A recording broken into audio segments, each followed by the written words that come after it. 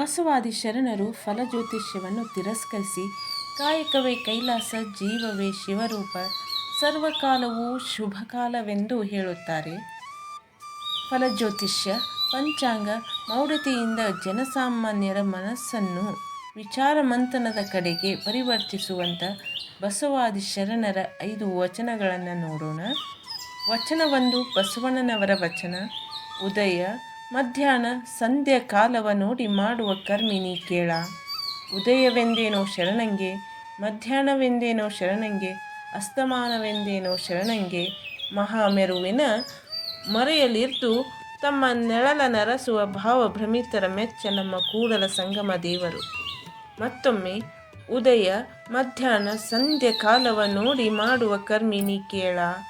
ಉದಯವೆಂದೇನೋ ಶರಣಂಗೆ, ಮಧ್ಯಾಹ್ನವೆಂದೇನೋ ಶರಣಂಗೆ, ಅಸ್ತಮಾನವೆಂದೇನೋ ಶರಣಂಗೆ, ಮಹಾಮೆರುವಿನ ಮರೆಯಲಿದ್ದು ತಮ್ಮ ನೆಳಲ ನರಸುವ ಭಾವಭ್ರಮಿತರ ಮೆಚ್ಚ ನಮ್ಮ ಕೂಡಲ ಸಂಗಮ ದೇವರು.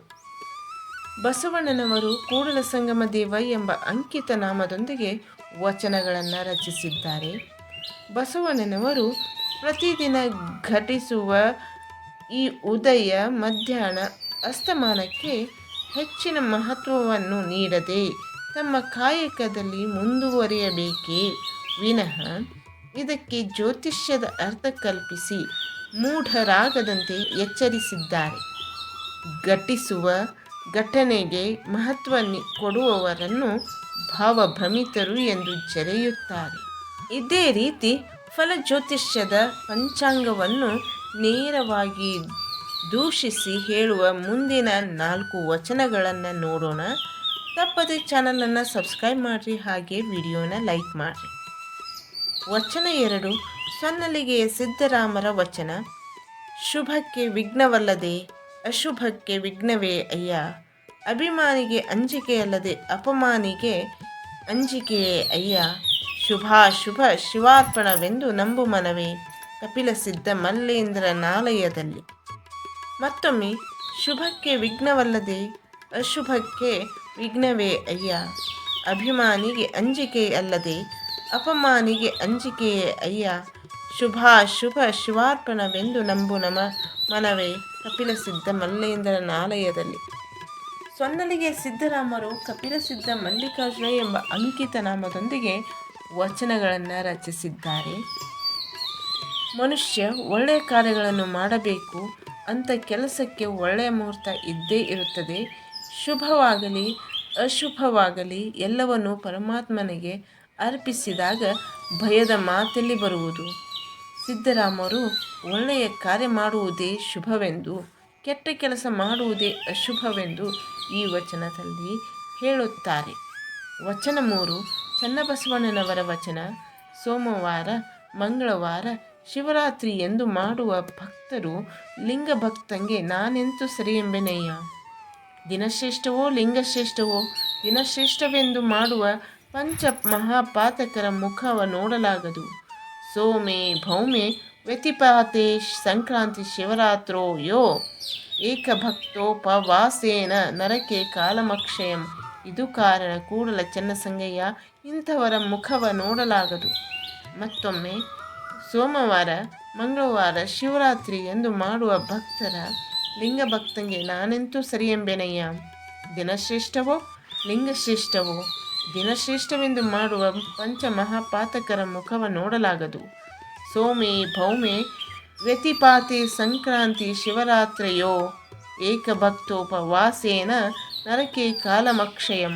ಇದು ಕಾರಣ ಕೂಡಲ ಚೆನ್ನಸಂಗಯ್ಯ, ಇಂಥವರ ಮುಖವ ನೋಡಲಾಗದು. ಕೂಡಲ ಚೆನ್ನಸಂಗಮ ದೇವ ಎಂಬ ಅಂಕಿತ ನಾಮದೊಂದಿಗೆ ಚನ್ನಬಸವಣ್ಣನವರು ವಚನಗಳನ್ನು ರಚಿಸಿದ್ದಾರೆ. ವಾರದ ಕೆಲವು ದಿನಗಳನ್ನು ಶುಭಕಾರಕವೆಂದು ಮತ್ತು ಕೆಲವು ದಿನಗಳನ್ನು ಅಶುಭವೆಂದು ಪರಿಗಣಿಸುವುದನ್ನು ನಾವೆಲ್ಲ ನೋಡಿದ್ದೇವೆ.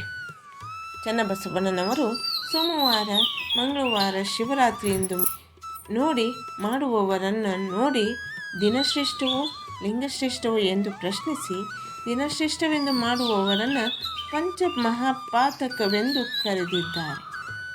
ವಚನ 4, ಜೇಡರ ದಾಸಿಮಯ್ಯನವರ ವಚನ.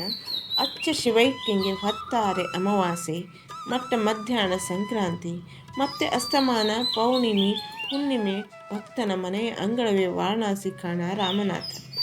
ಮತ್ತೊಮ್ಮೆ ಅಚ್ಚ ಶಿವೈಕ್ಯಂಗೆ ಹೊತ್ತಾರೆ ಅಮಾವಾಸ್ಯೆ, ಮತ್ತೆ ಮಧ್ಯಾಹ್ನ ಸಂಕ್ರಾಂತಿ, ಮತ್ತೆ ಅಸ್ತಮಾನ ಪೌರ್ಣಿಮೆ ಹುಣ್ಣಿಮೆ, ಭಕ್ತನ ಮನೆಯ ಅಂಗಳವೇ ವಾರಣಾಸಿ ಕಾಣ ರಾಮನಾಥ. ಜೇಡರ ದಾಸಿಮಯ್ಯನವರು ರಾಮನಾಥ ಎಂಬ ಅಂಕಿತ ನಾಮದೊಂದಿಗೆ ವಚನಗಳನ್ನು ರಚಿಸಿದ್ದಾರೆ. ಜೇಡರ ದಾಸಿಮಯ್ಯನವರು ಭೂಮಿ ತಿರುಗುವುದರಿಂದ ಉಂಟಾಗುವ ಭೌತಿಕ ಘಟನೆಗಳಾದ ಅಮಾವಾಸ್ಯೆ, ಪೌರ್ಣಿಮೆ, ಸಂಕ್ರಾಂತಿಯ ಬಗ್ಗೆ ಚಿಂತಿಸದೆ ಭಕ್ತಿಯ ಮಾಡುವುದು ಹೆಚ್ಚು ಫಲ ನೀಡುತ್ತದೆ ಎಂದು ವೈಚಾರಿಕ ನಿಲುವನ್ನು ತಾಳಿದ್ದಾರೆ.